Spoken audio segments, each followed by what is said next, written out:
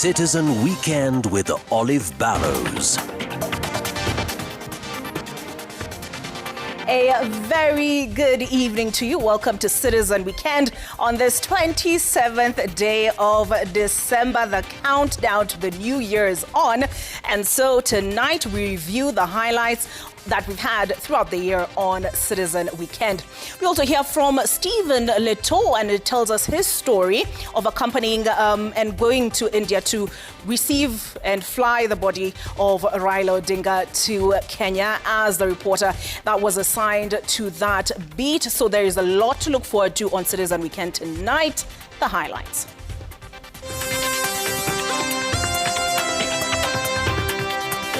The call for the referendum is a distraction, especially by a rogue regime that disobeys the constitution daily. To hold or not to hold referendum.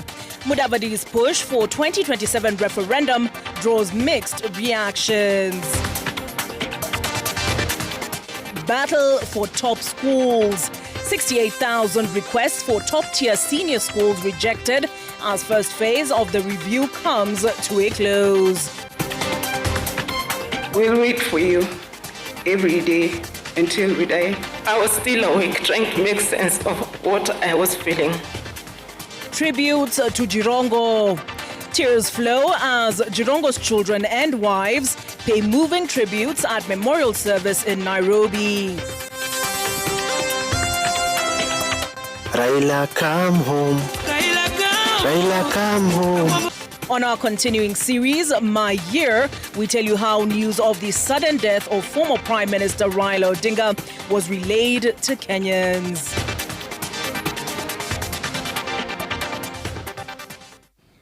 We begin with none other than Stephen Leto. Our sign language interpreter tonight is Liz Otieno.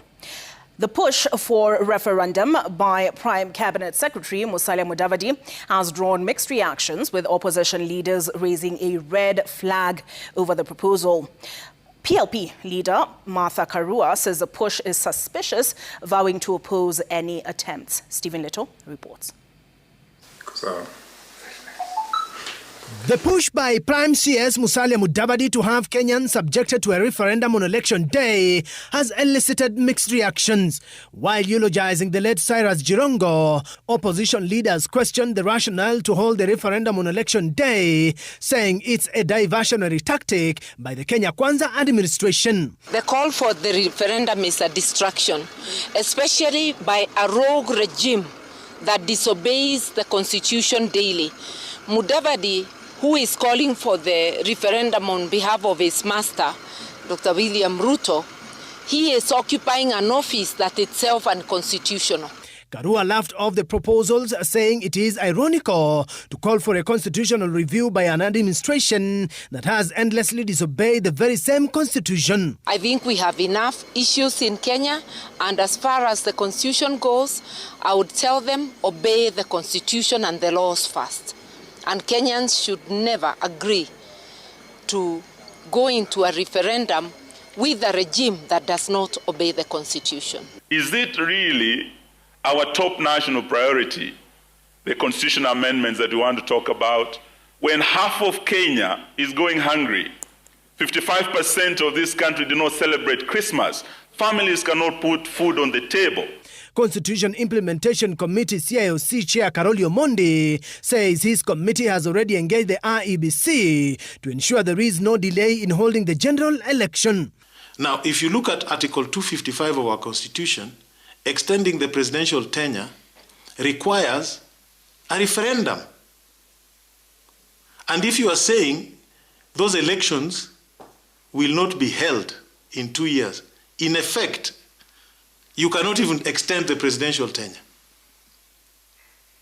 Because there will be no president in the Republic of Kenya. That is what I'm telling you. Because the president's term is 5 years. Senior Counsel Paul Muite says the referendum needed is under the Article 1 of the Constitution, under the sovereignty of the people, to send Parliament and the President home now, not in 2027, and that the looming constitutional storm has been created by the political leaders. Former Cabinet Secretary Moses Kuria, on his part, says he fully supports the call by Musalia Mudavadi to have a referendum as the 7th ballot during the 2027 general election.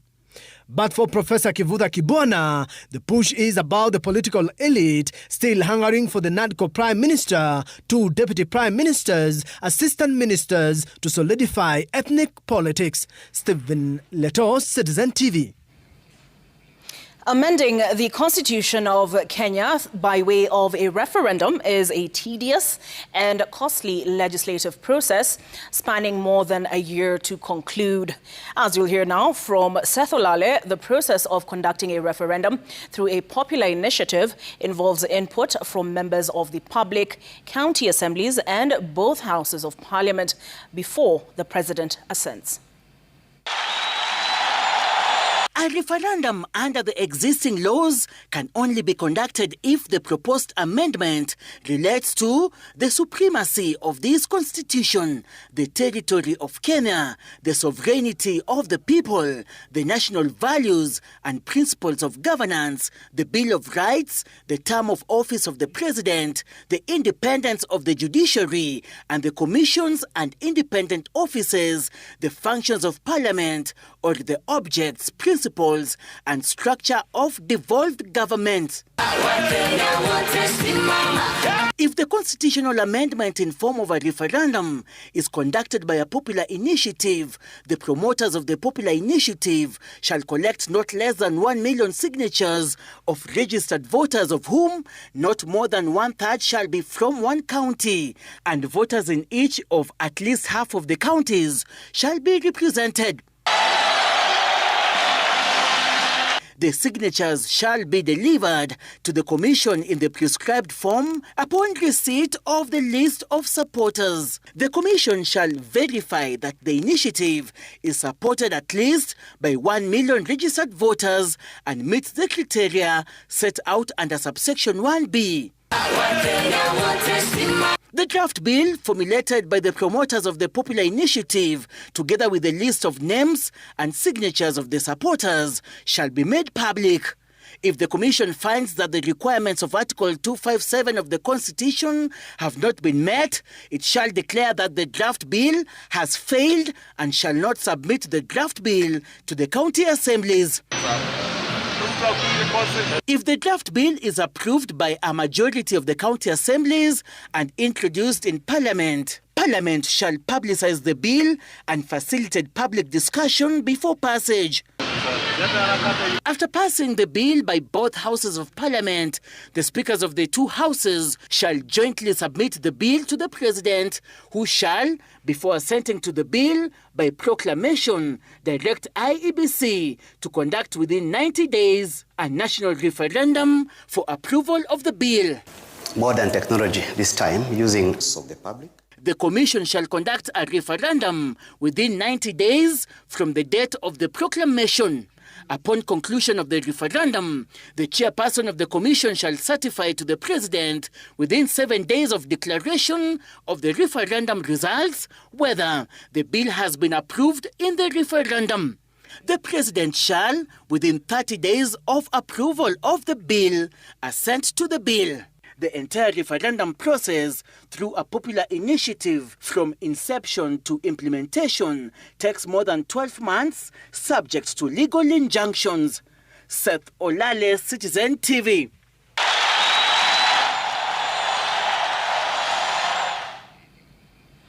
Glowing tributes poured in for the late former Lugari Member of Parliament, Cyrus Jirongo, as family, friends and political leaders still struggle to come to terms with his sudden demise. Speaking during a funeral service held in his honor at Sitam, Nairobi, mourners remembered Jirongo as a larger-than-life figure who lived fully, was generous to a fault, and embraced people from all walks of life without discrimination. Even as the tributes flowed, questions continue to linger over the circumstances surrounding his death. Speakers at the service called for a thorough and transparent investigation, citing inconsistencies and glaring gaps that have left questions unanswered. Citizen TV's Ben Kirui attended the memorial. At exactly 9:25 a.m., the body of the late former cabinet minister and Lugari member of parliament Cyrus Jirongo arrived at Sitam Church along Valley Road in Nairobi for a funeral service held in his honor. Hundreds of mourners were already seated, joining family and friends in a somber atmosphere marked by grief and reflection. Members of Jirongo's extended family eulogized him as a devoted family man who loved his large family equally and without discrimination. Many admitted they were still struggling to come to terms with his sudden and unexpected death. I know that you're probably busy with the new task that you've been given, and it's much better where you are than it is here. But please make time to visit us, at least on the important days. We'll wait for you every day until we die. Before my father's untimely passing, he asked that in the event this day come, I read his eulogy. His three widows gave emotional accounts of the moment they received the devastating news. One of them, Anne Lanoi, recalled having a restless night prior to the tragedy, saying she sensed that something was amiss. At 3 o'clock, 3:20, when I got the call, I was still awake trying to make sense of what I was feeling. I saw his call, but when I picked it was not him. Someone asked me if I knew the owner of the phone, and I told him, yeah, that's my husband. I asked where he is, if I could speak to him. But they told me that he's been involved in an accident. That morning, early in the morning when Anne called me, what she was speaking and telling me through the phone was totally unthinkable. For the first time in my life, I could hear my heart pounding in my ears. His love did not die in this sudden departure. It lives in our hearts and for those who loved and knew him. To Cyrus, Konanimi Rembe Shipenzi Change. Close friends, political allies and business associates also paid tribute, remembering Jirongo as a visionary leader, a relentless go-getter and a man generous to a fault. Cyrus was a go-getter. Cyrus, I'll miss you. Cyrus, niba ni nyasaya kulanji, uzini mirembe. Even as tributes flowed, speakers at the service renewed calls for thorough and transparent investigations into the circumstances surrounding his death, pointing to inconsistencies and unanswered questions that continue to trouble many. Cyrus was driving a Mercedes-Benz, one of the latest, which I know for sure has 12 airbags. None of the airbags deployed. It does not presume guilt on anyone to have that investigation.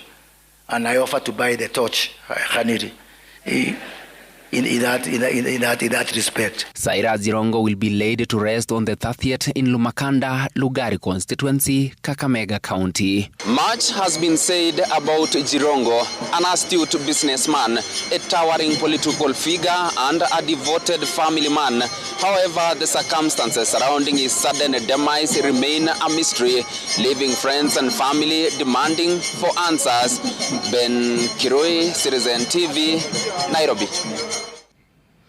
A section of ODM leaders have vowed to support President William Ruto's re-election bid in 2027. Speaking in Migori County, the party leader, Oburu Odinga, reiterated ongoing efforts to strengthen the party to gain enough traction to get a lucrative stake in pre-election arrangements. This comes even as the Suna East legislator, Junet Mohammed, put on notice those who he said were planning a coup from within the party. Laura Otieno has more. The top brass at ODM has reiterated that the current party position is still with President William Ruto under the broad-based arrangement. Party leader Oburu Oginga subtly throwing barbs at those whom he said were hoping for his downfall, saying that the party is firm behind the president, even as it strengthens its grassroots machinery ahead of the 2027 elections. I'm telling you that this broad-based arrangement in which Raila left us.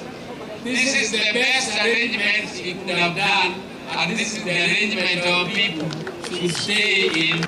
Na hapo tuko ndani, na vile rais amesema tuko pale, na party leader wetu ameshasema tuko pale ndani sahi, na tunajipanga kwenda mbele. Kuna wengine ndani ya chama chetu cha ODM wanataka kukosea heshima party leader wangu Dr. Oburu Oginga. Katika chama cha ODM, ile kitu ambayo Dr. Oburu atasema ndio mwisho. President William Ruto, on his part, called on the party to enhance its grassroots support ahead of the 2027 formations. ODM, muko tayari? Hebu nione wanasema tuko tayari. Muko tayari? Na mimi pia niko tayari na wale wengine. Sawa sawa? Na nyinyi msijali. Sawa sawa? Msijali. Wale tumeshindana na wao mimi nawajua. The leaders were speaking at a sports tournament in Migori County. Laura Otieno, Citizen TV. 68,000 learners who had requested for a revision of their placements to senior school will have to reapply as their requests have been rejected. Principal Secretary for Education, Julius Bitok, says those satisfied with their placements will start accessing their admission letters to senior school from the 28th of December, which happens to be tomorrow. The ministry will accord those dissatisfied with their placements a second chance to revise in the first week of January. Brenda Wanga reports. The 7-day window for parents and learners to revise their schools and pathway selection for senior school placement is coming to an end. Over 343,000 learners heeded the ministry's call to revise their choices. Some were successful, others were not. Out of the 183,000 that have been processed, 116,000 of them have been approved. The transfers have been approved, and 66,000 of them have been declined. So that is the position we have now. The ministry says the rejections have come largely from those seeking placement in C1 or former national or top-tier schools. There are 262 senior schools falling in this category across the country. The main reason why we are declining most of the requests is because of capacity. I have said more than 50,000 students are interested in 20 schools, which is impossible to deal with. It's difficult, even if it were you. These schools have a capacity of 500 students each. The schools, you know, that the schools which are always seen to be the top schools in this country. There are about 20 of them. And 50,000 students, or more than 60,000 students, are interested in these schools. It is not possible to place all these students in these 20 schools. That is why we have to decline and ask them to look for other options of other C1 schools. The learners will begin accessing and downloading their admission letters next week when the first phase of the revision ends. The revision, the ministry says, was meant to allow learners to reevaluate their pathway choices based on their performance in KJSEA. While some have done so, the majority of the requests have been based on school choices. The learners will have another window to change once the first phase ends. One sad thing that we have noted is that there are quite a number of C1 schools in some far-flung areas, which are not attracting enough students. And as a ministry, we are really thinking hard to see how best can we ensure that all our C1 schools receive students around the country. And we are thinking of opening up for second revision between 6th and 9th of January, so that we can be able to give an opportunity some of the schools which have not attracted enough students to be able to apply again.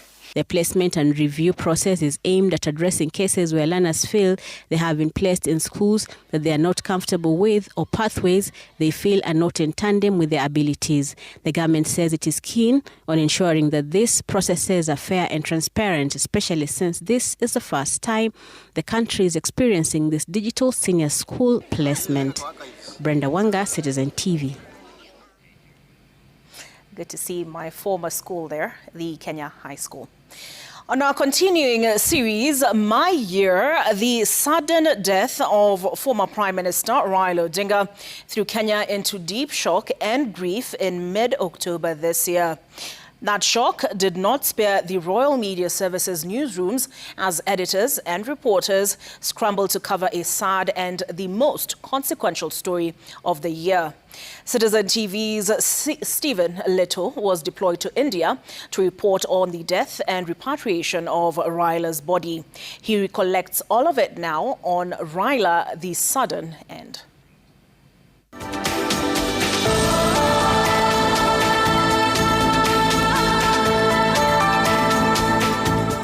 This is BBC News. The former Kenyan Prime Minister Raila Odinga has died. Covering Raila Odinga's death was witnessing history unfold. Na mtazamaji, tunasitisha matangazo haya kuwaletea tangazo la kuhuzunisha. Na Raila Amolo Odinga ameaga dunia.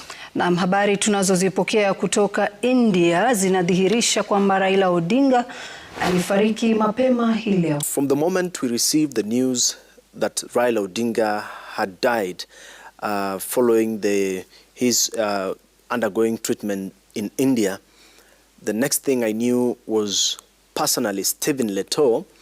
I'll be one of those who will be sent possibly to Kisumu or even to Bondo in Siaya. Luckily, my colleague Sam Gituku was in Kisumu, and so 1.5 hours, he is in Bondo. Now, by sunset, a lot of words had been said about the fallen leader. So he was deployed to Bondo. And what we did is we knew a lot of phone calls will now follow. And so myself and my colleague Emmanuel Tor, we decided to go to a nearby restaurant opposite our office to grab some food. Food was tasteless. You couldn't even concentrate having a meal. And I knew this was an important step to have a meal because the next deployment we might go without food for the longest time, covering Raila Odinga's death. And by that time, social media was awash. Kenyans are flooding the social media, eulogizing Raila Odinga and, writing all manner of what they remember about the country's former prime minister. And so, boom, Linus Kaikai calling. I knew this call meant something. He only uttered one word. Leto, where is your passport? Grab your passport, go straight to the airport, JKIA. You are flying to India with a government delegation. Quickly, I didn't waste time. I left food on the table. I left Emmanuel Tor with my food there, rushed all the way to JKIA. When we reached JKIA, we met a lot of government officials and delegations led by Prime Cabinet Secretaries Musalia Mudavadi. And so very quickly, our passports were taken, through various screening. Very quickly, we got ourselves into the KQ plane to Mumbai, India. When we got into that plane, the silence was deafening. Everybody looked confused. Hassan Joho, the CS for mining and blue economy, could not even utter a single word. He never spoke to anyone for the entire 6-hour flight to Mumbai, India. Thank you.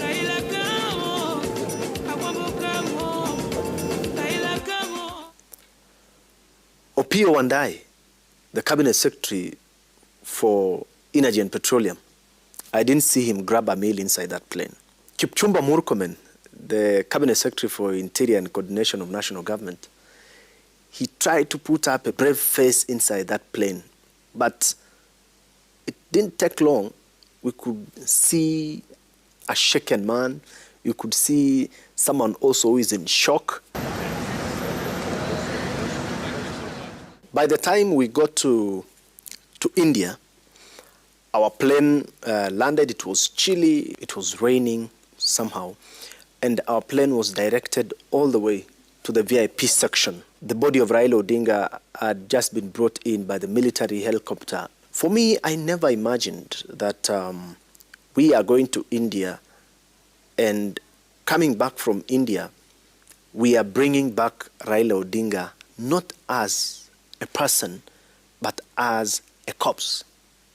I didn't imagine that we have gone to India not to come back with Raila, but to bring Raila as a cargo. At that point, the song, Raila come home, Raila come home, Agwambo come home, kept ringing in my mind,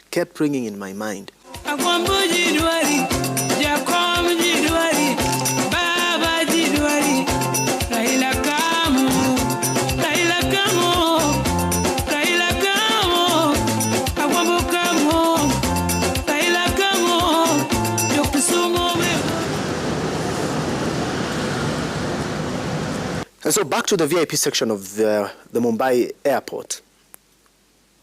I see a lorry parked in reverse.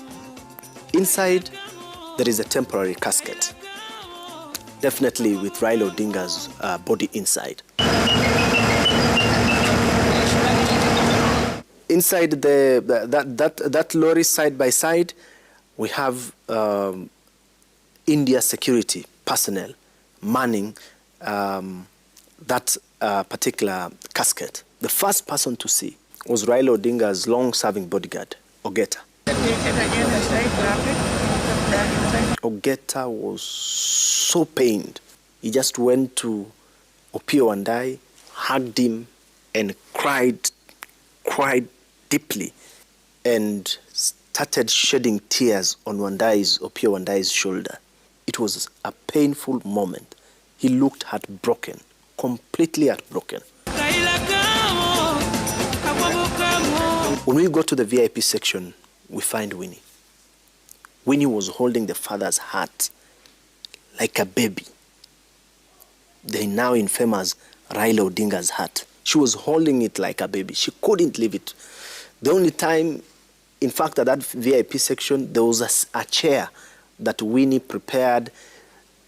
Hiyo kofia tu ikae hapo kama baba. And it is that very same hat that upon landing later on the following day, she delivered it to the mother, Ida, at JKIA. I didn't want to be carried away at that particular moment, but I felt the pain that each and every person around there was feeling.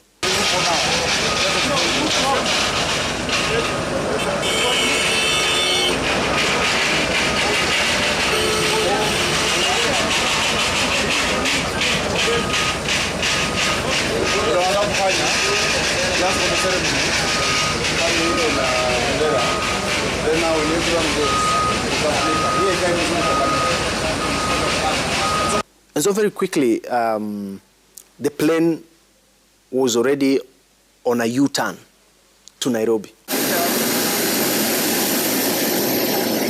We didn't sleep. Here the body is being prepared very quickly, and then we are turning back. Musalia Mudavadi, Johnson Sakaja, they wrapped the casket in the Kenyan flag.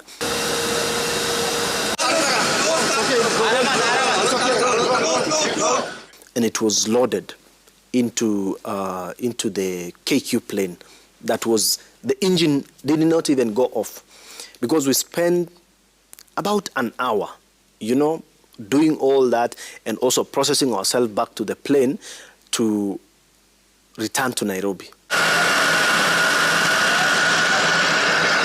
So after the body of Raila Odinga was loaded into the plane, again we went back into the plane, and the journey, another 6-hour journey from Mumbai to Nairobi began. This time round, even worse, because now beneath us is Raila Odinga's body. Now we couldn't figure out that we are seated inside a plane and Raila Odinga's body is below us as a cargo.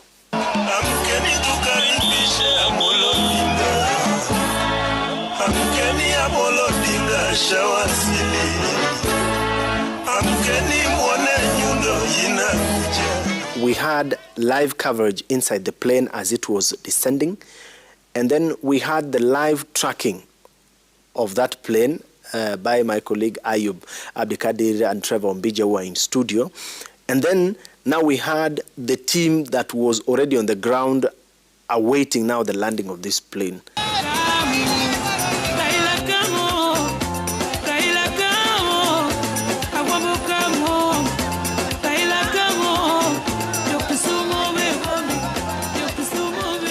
And by the time we land, we saw a sea of humanity.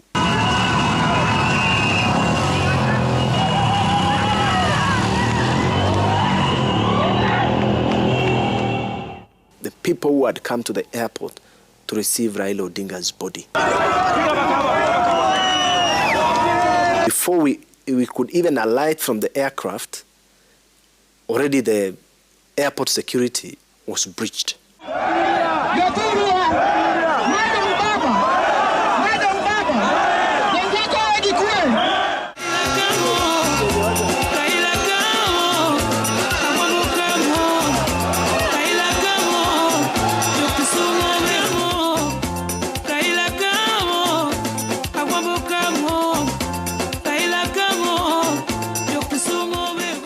So by the time I land, we had not slept the entire journey.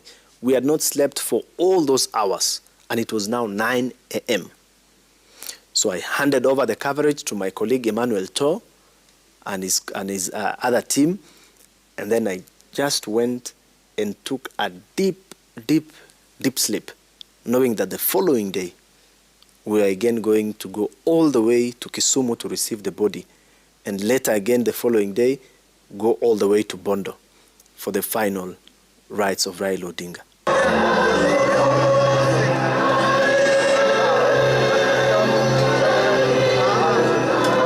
Covering Raila Odinga's death was a poignant of the impact that he has had in Kenya's history and politics. His name will continue to feature in politics widely and informing the country's future. Rest in peace, Raila Amolo Odinga. Uliunganisha mataifa ya Afrika. Ulipenda watu wako kwa moyo wa kweli. Na sasa tunalia, lakini tunajua. Roho yako ipo na Mungu mbinguni. Oh, Seigneur, bénis la femme. Truly a labor of love there by Stephen Leto and Henry Oriwo and team. I was looking at a camera that's just above me. But yeah, a labor of love there by Stephen Leto and Henry Oriwo and team. Remember, you can rewatch all our reports on our digital platforms. If you look at your screen, right at the bottom there's a black band, and it constantly reminds you what those are, but you can search for Citizen TV Kenya. We take a break, but before... It's a break before? All right, okay. So we have a report now before we take a break. Tourism Cabinet Secretary Rebecca Miano is encouraging Kenyans to travel more within the country, saying strong domestic travel during the Christmas period shows the growing potential of local tourism. That report by Dennis Otieno. Speaking during a Thanksgiving event in Daragwa, Laikipia County, Tourism CS Rebecca Miano said the large turnout at tourist destinations during the Christmas holidays is a clear sign that domestic tourism is gaining momentum. Utalii si wageni tu kutoka mbali, si international tourist. Hata hapa tumeona domestic tourism hapa nchini imeimarika. Kama uliona upande wa news, throughout Christmas, Wakenya wametembea kurudi kwao manyumbani, kuona wazazi wao, kupendelea nchi yao. So we are seeing Kenyans who are celebrating their country. And I want everyone to share where they are so that we continue working on domestic tourism. She urged more Kenyans to continue exploring local destinations, noting that domestic travel plays a critical role in sustaining the tourism sector throughout the year. the sector recorded steady growth in 2024, with the country receiving over 2.5 million visitors and raking in over 400 billion shillings. This was driven by improved marketing, increased investment, and stronger collaboration with county governments and the private sector. Siku zijazo tumepewa target kubwa ili tuweze kupata wageni zaidi ya milioni 5 kufikia mwaka wa 27-28, mapato yaweze kufikia 1 trillion. However, the CS acknowledged that economic challenges continue to affect households and businesses. She expressed optimism that with sustained support and innovation, tourism will remain a key driver of jobs and economic growth. Dennis Otieno, Citizen TV. All right, now we take that break. But coming up on the other side, we do have another special report, this time by Laura Otieno, and she takes us to Somaliland. Stay tuned.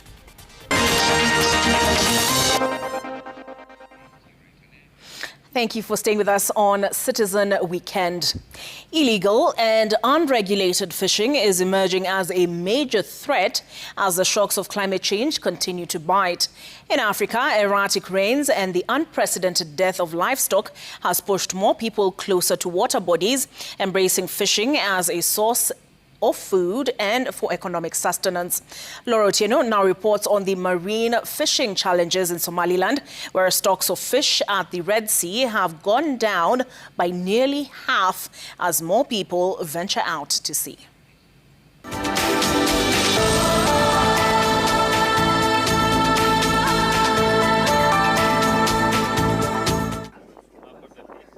The wind sweeps across the Gulf of Aden. At dawn, boats drift back to the shore, ferrying fishermen who spent the night out at sea. Some of the vessels floating here bear the mark of the saline waters of the Red Sea. The breaking sweat, the scorching sun, and the stagnant heat barely tells of the stress that fisherfolk at Berbera in Somaliland have endured due to the dwindling stocks of fish. Tuna is now the most common catch, but in the past, we used to find a variety of species. I believe climate change has played a great role in this shift. I am among the women who head out to sea to catch fish. I provide for my 2 children with whatever the sea gives me. By God's grace, for women like us, life becomes very difficult when the fish disappear. Somaliland is found in the Horn of Africa and receives an average annual rainfall of approximately 150 to 500 millimeters, which is significantly below the global average. This limited and erratic rainfall, which can barely support agricultural or water needs for the largely pastoral communities, worsens the region's vulnerability to drought.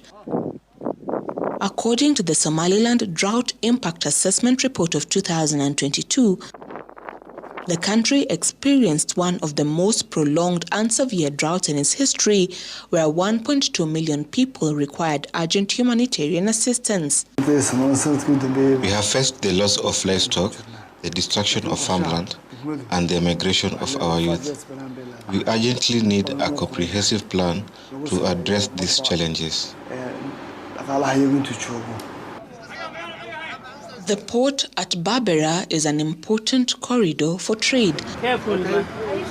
As the dry wind blows dust over any prospects of survival in the arid parts of Somaliland, thousands of families move closer to the Red Sea. Over the last 5 years, the population of Berbera has been on a steep rise. More and more people are going out to sea to fend for their families. A quest for survival. Many of the fishermen were originally pastoralists, so they lack experience in fishing. Climate change has also had a big impact because there is no fish and more people go further where strong winds are common. With these small boats and nets, it becomes a big challenge. According to the Egyptian Journal of Aquatic Biology and Fisheries, the Red Sea has over 1,200 species of fish and more than 200 species of corals. In 2021, the total mass of invertebrate landings such as shrimps and crabs reached 558 tons, representing a drop of nearly 45% from 2020. This decline is attributed to habitat destruction, pollution, illegal fishing, and the growing pressures of climate change. Many people are turning to the sea despite the risks because there are limited job opportunities on land. They see fishing as an honest livelihood that allows them to support their families. So there are those challenges. And one of our biggest challenges is the lack of modern communication equipment. We also hope to receive training in modern fishing techniques. In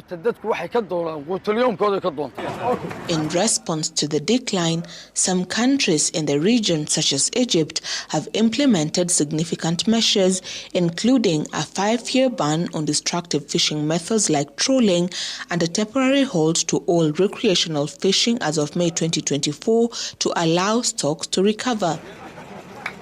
In Somaliland, the country is working with the United Nations Development Programme to not only set up cold storage facilities, but also establishing proper governance systems that will ensure sustainable exploitation of resources by the government. Which develop the capacity of the local government to generate resources, do their planning, development planning, and implement them. The more capacity they have on local governance, transparency, accountability, the better they can respond to the climate crisis. For now, the pressure persists. The shifting tides lay bare the long-term effects of unsustainable fishing practices. As Berbera's population swells, more and more people are drawn to sea, hoping the waters will offer survival and a refuge from the ravaging effects of drought. Laura Otieno, Citizen TV.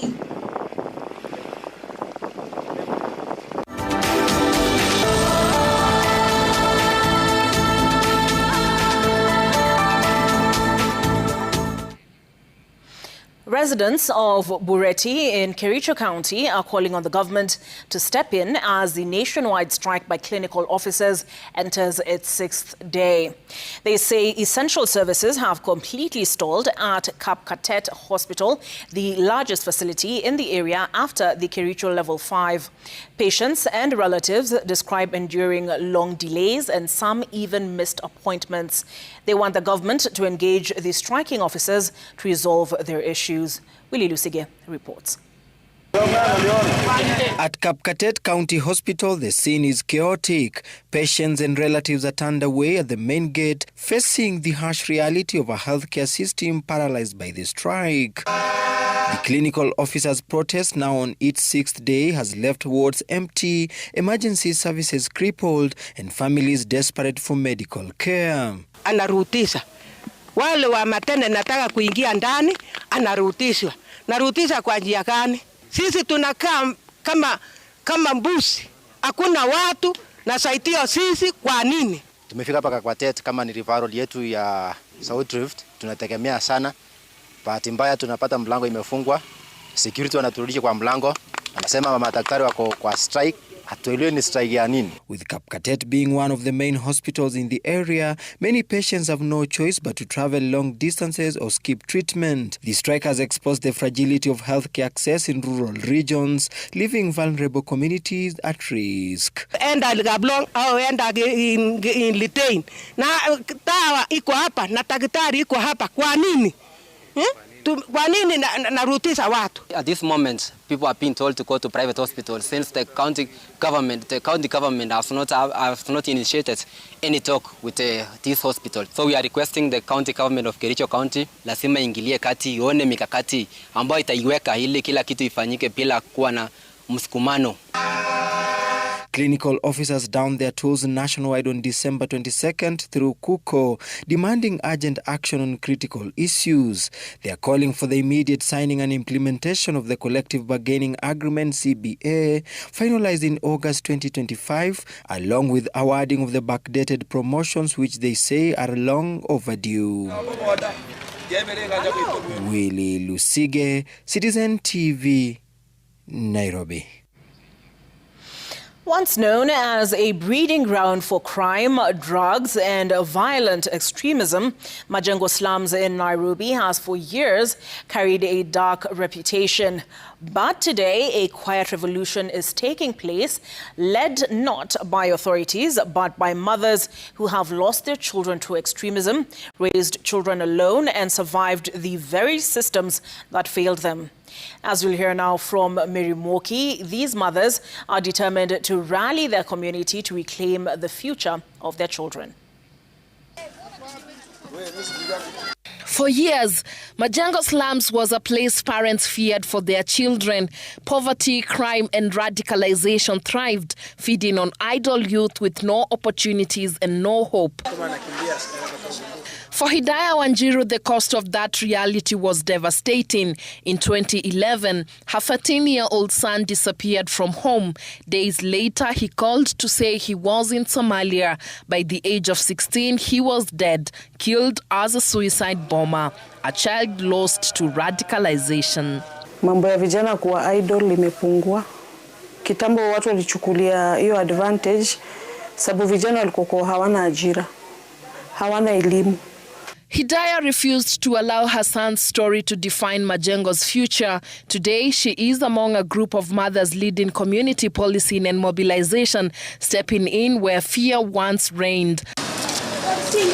Aziza Wanjiru's story mirrors that of many girls from the area. At just 16 years old, she became a mother. Her own mother was in prison, leaving her alone, broke and unprotected. Mtu wa 10 years ama 11 ama 12 umeingia kwa hizo mambo za hizo sex ama nini. Ni nini una expect next? Atapata ball. Pia si ati mamake hataki kumbaya, ni ile poverty. Mamake pays access. Aizi ni baya per date. Na naunga ni so tulalenja. It's these painful realities that pushed the women to join an empowerment program designed to equip young people and parents with skills, dignity and options beyond survival. Wakati ule ilikuwa wasichana wengi wakiwa wadogo sana, hata walikuwa kupata mimba wakiwa wadogo, lakini sasa hii wamekuja kidogo mawafungua macho, wanafundishwa vile wataishi, vile watakaa, wanapatiwa mpaka misaada. Kidogo hata discipline ile ilikuwa kitambo si kama sasa hii kuna discipline Majengo. With the support of the local mosque that supports most of the skills training for young people here, regardless of their faith or gender, young people are now enrolled in vocational training, pathways once unimaginable here in Majengo. Baadhi yao wanasomea uwakili, baadhi yao wanasomea unasi, baadhi yao wanasomea ualimu na kozi zingine tofauti. Hii kwa sababu ya kuwa skill na kuwa equip hawa watoto wetu kwa generation ambayo kwamba inaokuja. At the center of this transformation is one simple belief. Kwa mzazi wa kike akishikiliwa na akishikiliwa vizuri, basi mujitamaa na generation ambayo kwamba inaokuja itakuwa generation iliyo salimika. And for Hidayah and Aziza, the dream is no longer far-fetched, from a slum once defined by loss to a community rebuilding itself through courage and faith. Majengo is rewriting its story. Mary Moki, Citizen TV. Former Minister Chirao Ali Mwakwere has been installed as the Mijikenda spokesperson. The installation took place at the historic home of former powerful politician Ronald Ngala in Vishakani village, Kaloleni constituency in Kilifi County. The event brought together Kaya elders, professionals, leaders and hundreds of community members. The event was also used for remembrance of Ngala, popularly referred to as the father of Majimbo. Francis Mtalaki has more. The day kicked off with a pilgrimage and traditional rituals at the mausoleum of the late Ronald Ngala, a key figure in Kenya's political history. In attendance was his son, former Minister Nwakata Ngala, who led the family in the commemoration. Sisi kama mji wa Ngala hatujasahau na hatutamsahau, na nyinyi bila shaka hamtamsahau. The procession then moved to the installation ceremony, where former Minister Ali Chirau Mokwere was formerly conferred as the Mijikenda spokesperson.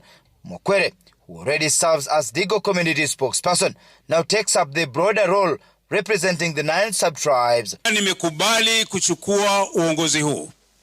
Nimekubali kuongea yale ambayo wenyewe nyinyi mtaniambia niongee.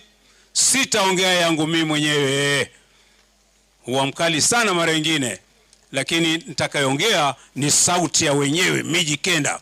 The ceremony was led by an advocate and witnessed by Kaya elders and leaders from all the 9 Mijikenda sub-tribes: Duruma, Digo, Giriama, Rabai, Chonyi, Kauma, Kambe, Jibana and Ribe. The leaders called for unity and preservation of cultural heritage, vowing not to be politically divided and to safeguard the legacy of former leaders. Zote 9 ni kitu kimoja, tua moja, sauti moja, mapangilio ya maendeleo mamoja. Wakenya pale walipo, Mijikenda leo wanaanza safari ya kujitambua na kudai haki zao kwa njia za kisheria. Ati ni sasa mwanzo huu ambao tumeanza hivi, si kwamba tutaviacha leo, vitaendelea. Hapa mimi si mgeni, na nikisimama hapa na kusema unyenyekevu wa marehemu Ngala, nitakuwa mimi niko na ujuzi kwa sababu nilikutana naye, nilimuona. Francis Mtalaki, Citizen TV, Mombasa. Hundreds of pilgrims gathered at the foot of Mount Kenya for the annual intergenerational prayers that have become more profound over the years.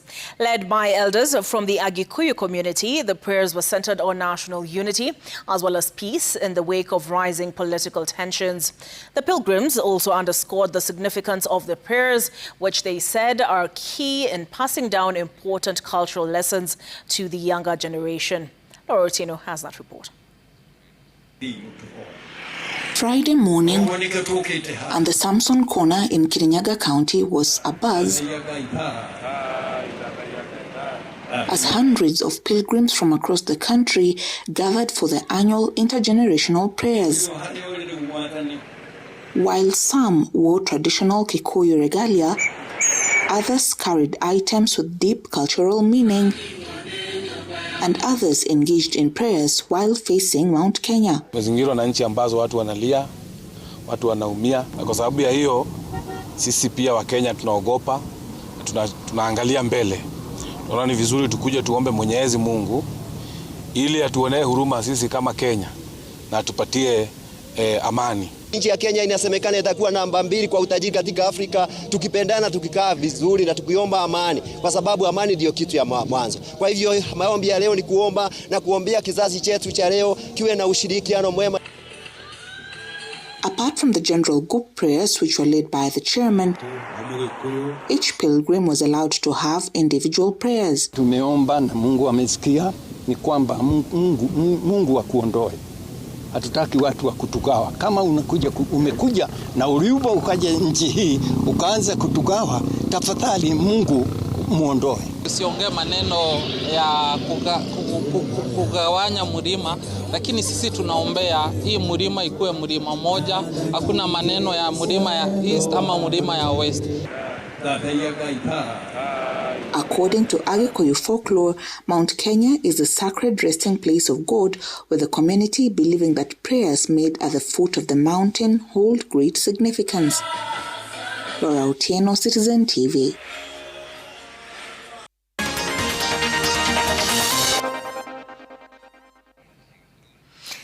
It's been nothing short of an eventful year for Kenya on the global stage and a telling year for the region. Coming off the high-stakes state visit to the United States, deployment to Haiti, and major non-NATO ally designation in 2024, to the sobering Gen Z protests, the reverberations were felt long into 2025. Over the next few minutes, I'll walk you through what a change of administration in the U.S. has meant for Kenya, to what Tanzania's illegitimate elections signify for the region. I'll stroll through the lens of Citizen Weekend.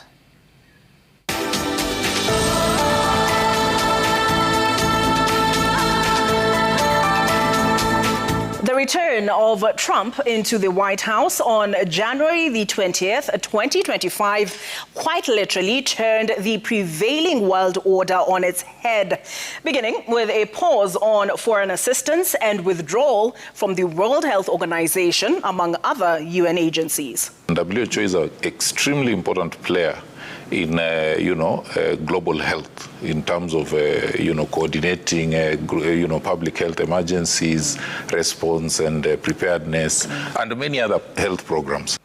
A development that's seen the U.S. sign bilateral health cooperation frameworks with several countries, the first of which was Kenya on the 4th of December, but which has since been suspended by the courts, with the legal challenges premised on various reasons, not least of which are concerns around data privacy. We're using epidemiology information to track, detect, as well as respond to these global outbreaks. Trump's immigration policy also featured prominently on Citizen Weekend this year, with 17 Kenyans earmarked for deportation and branded worst of the worst by his administration for having criminal records. Some of Kenya's neighbors have had it worse, with visa issuance to Tanzanian nationals to enter the United States partially suspended on the basis of their overstay rate, while Somalia is among 19 countries for whom visa issuance to their nationals is fully suspended,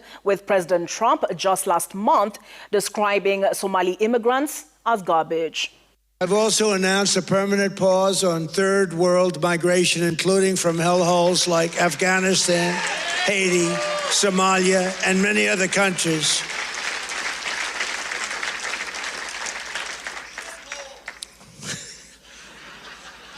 I didn't say shithole, you did.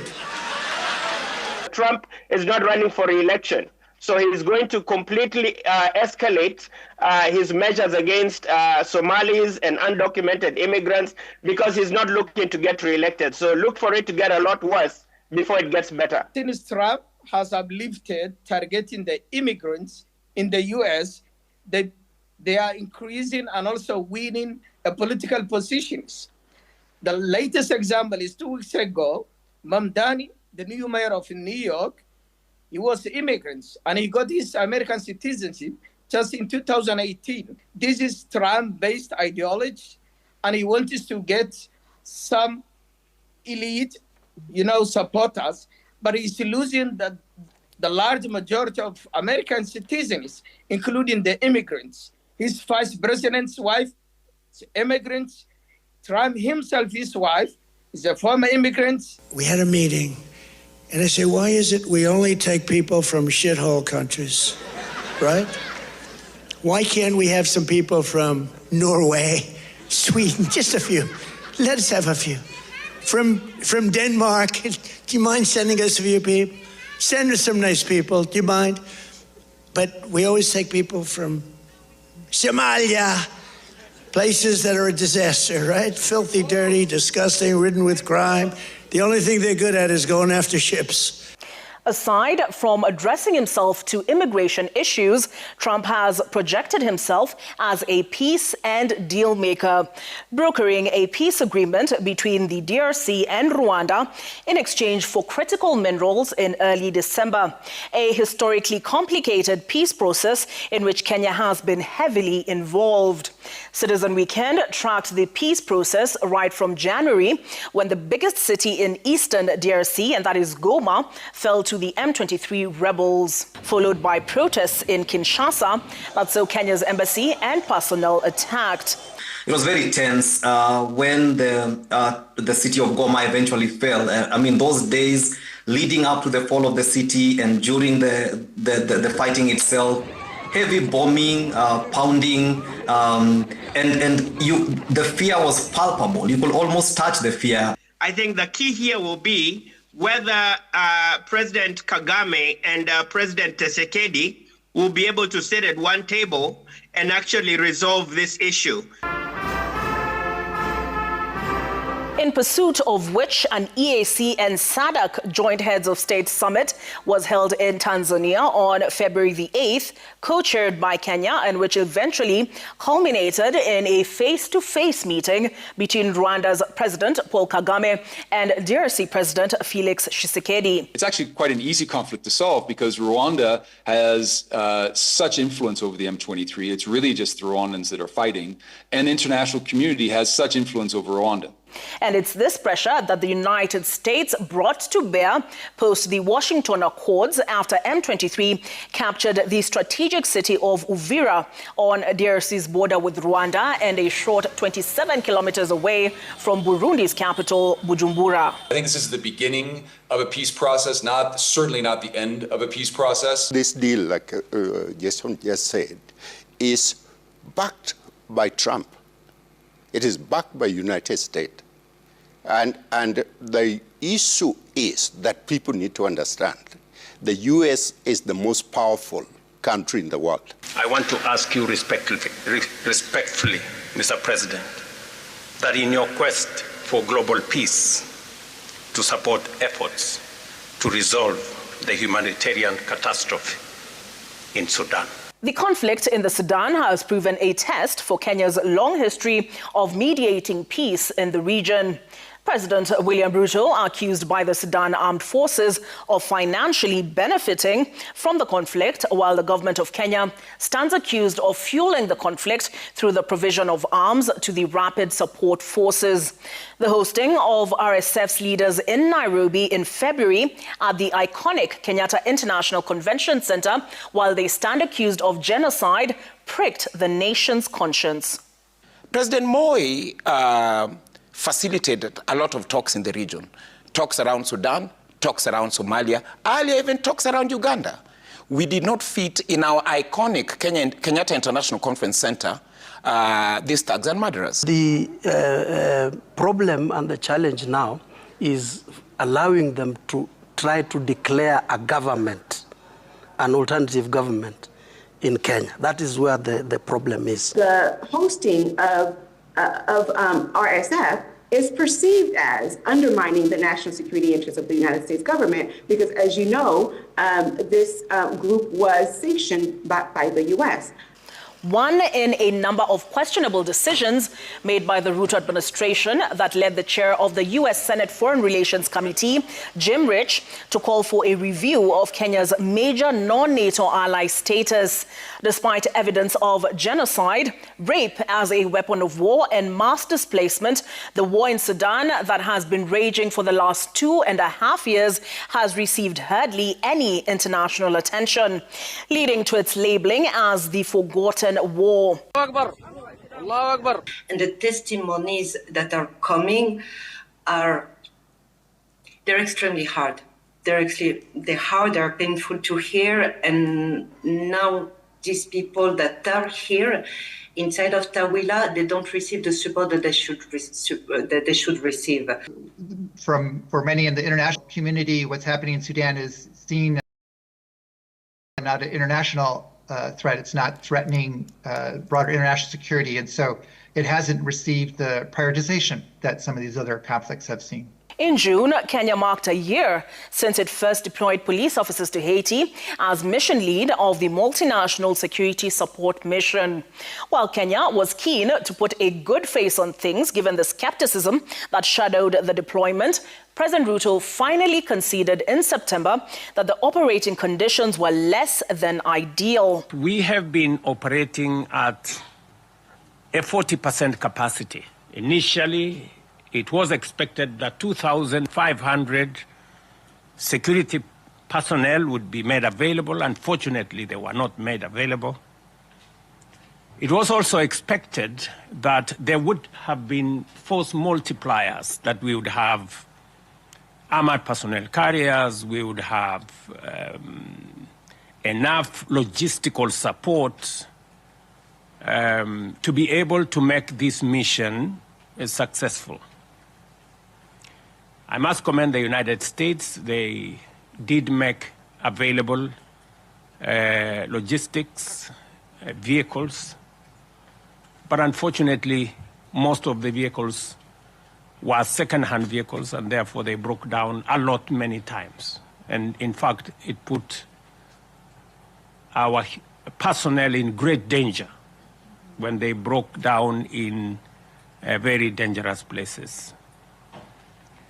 But at least they stepped up. We didn't, however, get any useful support from any other quarter. Following a failed attempt by the Biden administration to transition the mission into a UN peacekeeping force and uncertainty over the future of the mission, Kenya threatened to disengage from Haiti in a letter to the UN Security Council at the one-year mark. We wanted to set up 12 forward operating bases where territory that has been claimed or reclaimed from gangs, we would then station security people to make sure that it doesn't revert back to gangs. But that was not possible because of the logistical support architecture that did not allow mechanics to leave Port-au-Prince, that did not allow food and other logistical support to leave Port-au-Prince. Many countries were hesitant to send troops in Haiti. Before Kenya said yes, several countries said no. On September 30th, the mandate of the multinational security support mission led by Kenya expired. And while 230 of Kenya's 730 police officers deployed to Haiti returned home in early December, Kenya remains a member of the standing group of partners that will provide, quote, strategic direction to the successor mission, and that is the Gang Suppression Force, with a fifth contingent of specialized Kenyan officers deployed to Haiti on December the 9th. Their number, 230. The one thing that Kenya will not do is to walk away from Haiti in haste. That we will not do.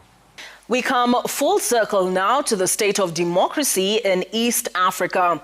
With elections on the horizon for Tanzania and Uganda, and with Kenya still grappling with the aftershocks of the 2024 monumental Gen Z protests, the patterns of abductions spilled over into 2025. You are dealing with leaders that are reading from the same script. That's what we are seeing happening, because the leaders clearly do not care about people's rights, do not care about democracy, do not care about the rule of law. We cannot afford to be at the mercy of the people that want to keep power at whatever cost. I wouldn't have a problem with them staying in power for long. Magwetu was talking about that. But at what cost? Must you kill all the citizens before you realize that it is probably time to leave? So I agree that we need to assert our rights. We need to rally citizens to demand for their rights. And for us here in Uganda, that's what we are doing. And we are also working towards a coalition, a united effort from the East African citizens. This united effort saw Kenyan nationals denied entry into Tanzania, where they had hoped to present a united front in support of detained opposition figure Tundu Lissu. And a good example is Kenya's parliamentarians. When someone has a case at the ICC, you know how they travel in hordes across overseas, to go and just witness and give support and stand in solidarity. But an even more troubling consequence of their foray into Tanzania was the imprisonment and torture of Kenyan and Ugandan activists Boniface Mwangi and Agatha Atuhaire. The unlawful detention of Kenya's active citizens by her neighbors did not end there. Bob Njagi and Nicholas Oyo were also detained incommunicado by Uganda for 38 days after showing up in support of another presidential candidate, Bobi Wine. As opposition candidates and government critics disappeared in Tanzania and Uganda or were held indefinitely on treason charges, the Kenyan government, led by President William Ruto, endorsed a shoot to kill or maim policy when confronted with a spillover of the destabilizing 2024 protests. When this went down poorly, they got creative. This is a new development by which the government is now trying to use the Prevention of Terrorism Act to go against against protesters who are engaged in mobilization against the government on political grounds. It allows the government to apply that you are not given bail. That's number one. And it allows the government to hold a person for 30 days and then keep renewing those 30 days. Such a serious offense also, when it comes to bail and bond application, would attract very stiff conditionalities. But it was the October 29th presidential election in Tanzania that proved the true measure of democracy and human rights in East Africa. We took note and moved the conversation forward on Citizen Weekend.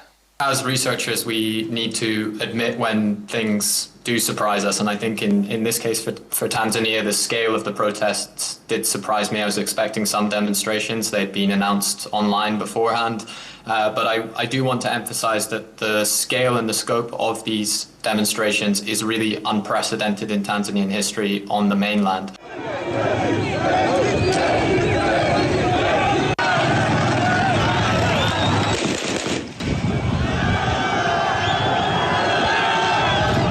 But I think really what is the driver of such a big demonstration turnout this time around is the fundamental lack of choice, the fact that people feel that there is no realistic option for them to exercise their choice and decision-making at the ballot box. So in that sense, it's not surprising that people felt that they needed to exercise that feeling. In this context, we have to understand that there wasn't an election in Tanzania. So there's nothing to challenge. You know, you cannot challenge something that never happened, despite the fact that our constitutional dispensation prohibits challenging, you know, an outcome of the presidential election once announced, despite a ruling of the African Court that directed Tanzania to amend the constitution, Article 41(7), you know, to allow for the outcome to be challenged. So I think this is the first time where we're seeing independent mechanisms of the African Union and of SADC saying there has been a civilian coup. And the conversation continues into 2026. At the presidential level, it is some bit of a pantomime, but I can safely tell you that we are going to deliver some bit of 60% of democracy for Uganda by January 15th. See you on Saturday. I've been your host, Olive Burrows.